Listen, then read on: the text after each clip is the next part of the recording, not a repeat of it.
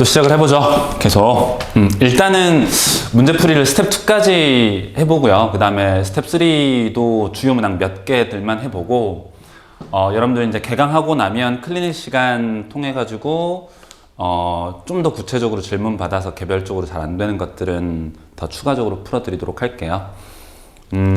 일단은 최대한 그 쌤이 풀어주는 풀이들 같이 비교해 보면서 꼭 복습 잘 하시고, 알겠죠? 스텝 2하고 스텝 3 쭉 주요 문항들 풀어보도록 하겠습니다.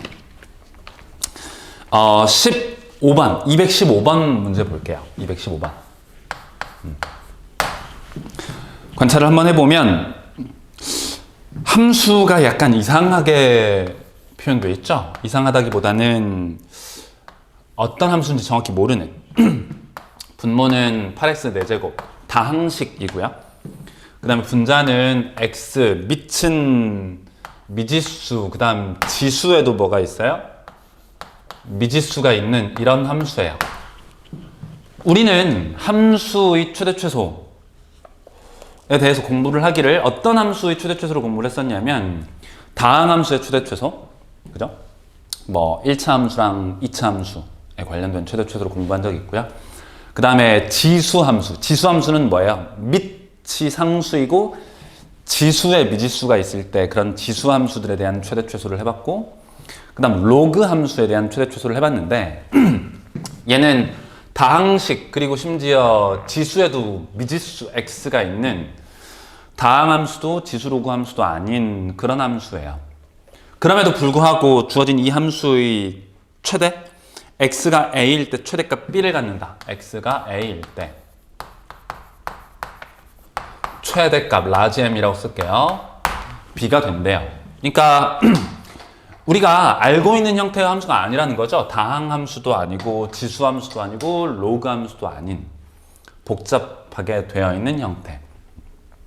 그럴 때 우리는 어떻게 하느냐, 이 녀석을 우리가 아는 형태로 만들어줘야 돼. 밑이 2가 되어 있으니까, 그죠? 이 밑에 있는 예를 들어서 8x의 4제곱이라고 쓰여있는 이 단항식이죠? 단항식의 밑을 2로 만들면 지수에 뭐가 생겨요? 미지수가 생기는 거죠. 여기 나와 있는 x도 밑을 상수 2로 만들면 지수에 미지수 x를 포함하는 식이 되는 겁니다. 그렇게 바꿔볼 거예요. 그러니까 무슨 말이냐면 분모에 있는 8의 x의 4제곱 자체를 밑이 2인 녀석, 밑이 2니까 2라는 녀석을 힌트로 해서 2의 3승 곱하기 써볼까요? 예? 2의 x라는 녀석은 로그 2의 x가 되고 4 있으니까 곱하기 4 이렇게 써주고요. 한 번만 더 바꿔 쓸게요. 여기 있는 x 역시 밑을 2로 만들어버리면 2의 로그 2의 x가 되고 전체 마이너스 2의 로그 2의 x 이렇게 표현되게 되는 거죠. 이 지수예요, 지수. 가 되면 몽땅 다 밑이 얼마가 됐으니까 2가 됐으니까 이 식을 우리 정리할 수 있게 돼요. 밑 2로 바꿔볼까요? 차근차근. 얘랑 얘랑 곱할 거니까 마이너스 2 곱하기 로그 2의 x의 제곱 쓸 수 있고요. 그 다음에 3이 있고요. 그 다음 4 로그 2의 x가 있을 거니까 빼기죠. 분모에 나와 있는 밑 2로서 지수끼리 뺄 거니까 어떻게 되는 거죠? 3 플러스 4 곱하기 로그 2의 x가 된다는 소리예요. 괜찮습니까? 밑을 2로 만들었더니 우리가 아는 형태의 함수가 드디어 나오게 됐습니다. 로그에 관한 함수네요.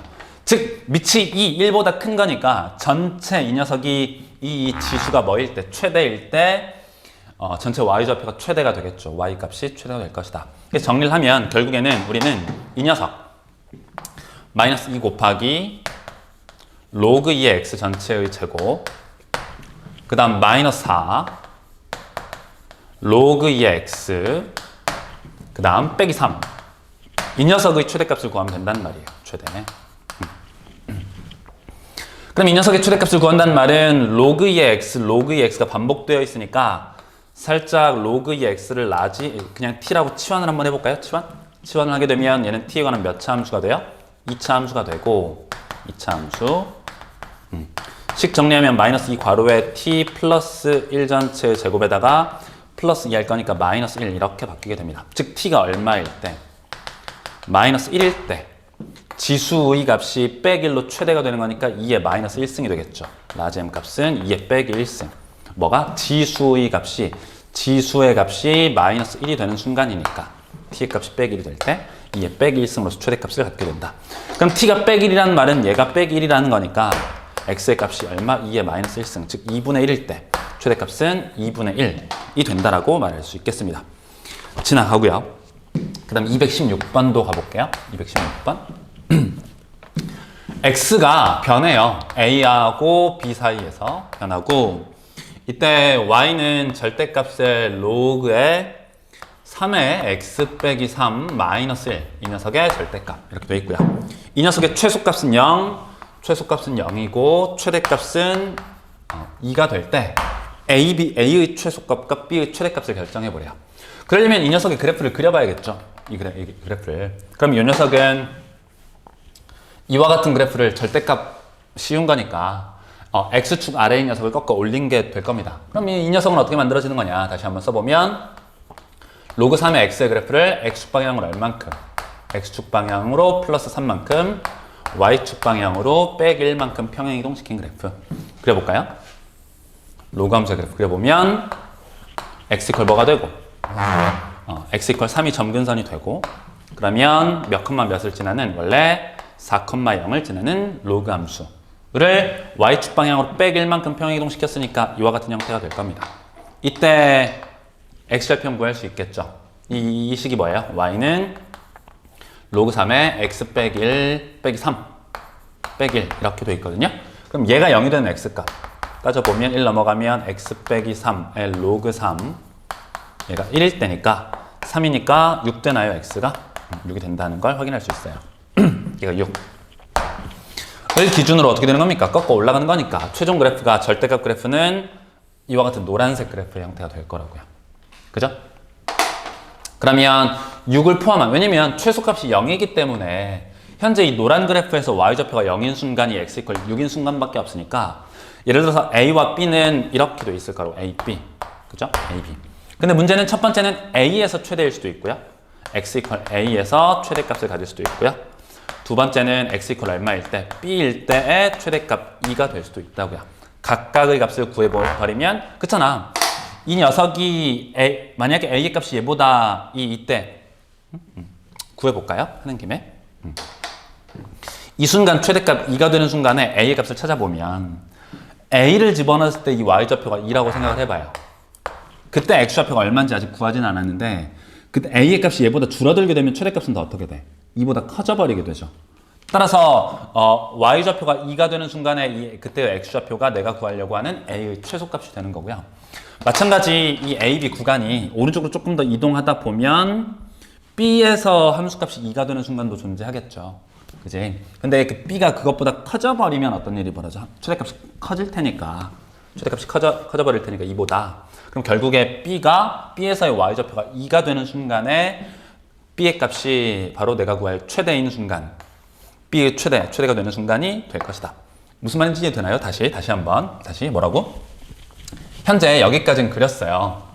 어디까지는 그렸냐면 다시 한번 x 이퀄 3이라는 점근선이 있었고요. 그 다음에 그래프의 개형이 이렇게 됐었다고. 얘가 6이었고요. 그죠? 여기까지는 구했는데 a, b 구간이 변하면 최대값도 예를 들어서 a와 b가 점점점 커져가게 되면 어떤 일이 벌어져? 이 오른쪽 끝점에서 최대값 2를 가질 수도 있고요. 반대로 왼쪽으로 가다 보면 그렇잖아. y좌표가 2인 순간이 이렇게 존재할 거니까 2인 순간이 존재할 거니까 그때 x좌표를 한번 찾아볼게요. 그러면 a랑 b는 이 구간을 벗어날 수는 없는 거죠. 벗어나버리면 최대값이 2보다 커져버리게 되는 거니까. 그죠? 그래서 y좌표가 2가 되는 순간에 x좌표들을 찾아볼게요. 찾아보면 어떤 일이 벌어지나요? 첫 번째, 아까 절대값이었으니까 요 곡선은 뭐가 되냐면 마이너스 로그 3의 x 빼기 3 플러스 1 얘가 얼마? 2가 되는 순간에 x좌표. 그죠? 얘를 찾으려고 하는 거야. 이 점의 x좌표. 그러면 1 넘어가면 1이 되고 그러면 로그 3의 x 빼기 3이라는 녀석이 마이너스 1이 될 테니까 3분의 1 되고요. 3 넘어가면 x좌표가 얼마?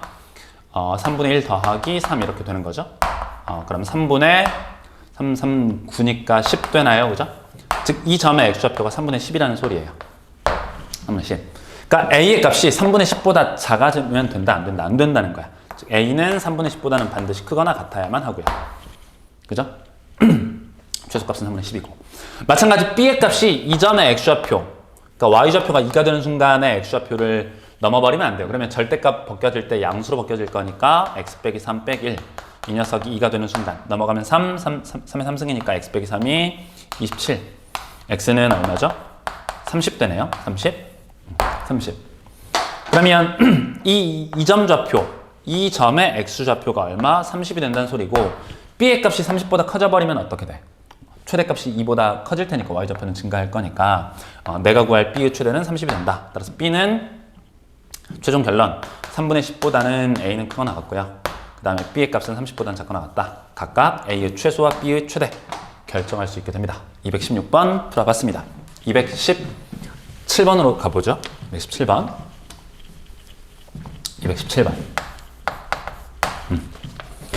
실수 전체 집합에서 정의된 함수 fx 2에 ax 더하기 b 이렇게 되어 있고요. 가번 조건은 뭐라고 되어 있습니까? 크게 어렵진 않은데 표현 하나만 좀 정리를 하려고 쌤이 풀어드리는 겁니다. 2루트 2. 그러니까 2분의 5를 집어넣으면 2에 2분의 5a 더하기 b의 값이 2루트 2, 얘는 2의 1승. 2의 2분의 1승이니까 지수끼리 더하면 2의 2분의 얼마죠? 3인가요? 그럼 밑이 같으니까 지수끼리 같아야죠? 얘랑 같다는 관계식을 하나 얻어내요. 이게 일반식 11. 나번 조건 봤더니 밑줄 임의의 실수, 임의의 실수. 임의의 실수에 대해 성립한다 하는 말은 x랑 y에 관한 무슨 식? 항등식이라는 소리예요. 임의의 실수 x, y에 대해 성립한다. x, y에 대한 항등식이라고. 항등식은 어떻게 푼다 그랬죠? 개수 비교해도 되고 수치 대입해도 되고요. 뭐든 상관없어요. 그러니까 그냥 쉽게 말해서 제일 쉬운 숫자 대입해버리면 되잖아. 제일 쉬운 숫자 뭐 있을까요? x랑 y 자리에 둘 다 1 집어넣어도 되는 거 아니야? 뭐 0을 집어넣어도 되는데 취향 따라서 예를 들어서 루트 1300 따위의 숫자를 대입해보진 않을 거 아니에요? 내 맘대로 가장 간단한 숫자 0,0을 대입해봐도 되겠죠. 0,0을 대입해봐도 될 텐데 쌤은 그냥 1,1 대입해보도록 하겠습니다. 그러면 어떤 일이 벌어지냐면 f의 2는 2 곱하기 f의 1 곱하기 f의 1이래요. 그렇잖아? 그러면 2 집어넣어. 2에 2a 플러스 b가 되고요. 1 집어넣으면 어떻게 되죠? a 플러스 b. 2 곱하기 2의 a 플러스 b 곱하기 2의 a 플러스 b. 느낌 오나요? 그러면 2에 1 다 더하면 2a 플러스 2b 플러스 1이 돼요. 지수끼리 같을 거니까 역시나 관계식 또 하나 얻을 수 있어요. 첫 번째가 요거였고요. 쫄지 말아요. 그 다음에 2a 플러스 b의 값이 정리하면 2a 플러스 2b 플러스 1 얘가 성립할 거니까 연립하면 되겠죠. 항등식 푸는 방법 개수 비교 수치 대입 내 맘대로 정할 수 있다. 쉬운 걸 쫓아서 하면 됩니다. 217번 풀어봤어요. 그 다음 페이지를 넘길게요. 쭉 풀어볼 겁니다.